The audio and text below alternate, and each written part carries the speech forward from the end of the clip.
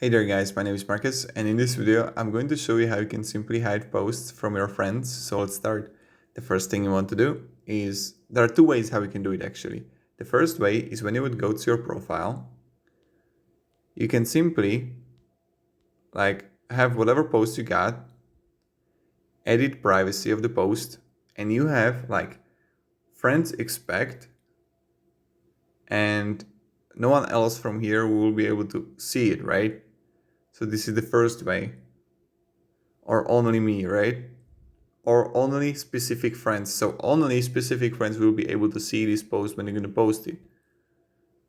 So this is something that you can do. The second way how you can do it is when you would go to settings and privacy, go to settings, and right here we are looking for privacy settings,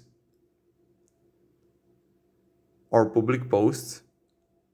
And now, who can follow me? Only friends. Who can see your followers? Public post comments. Who can it's really simple. And then privacy settings here.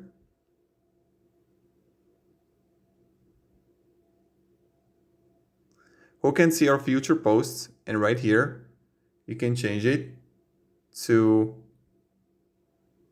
from public to friends expect or specific friends. And this is how we do it. So this is how you can hide posts from your friends.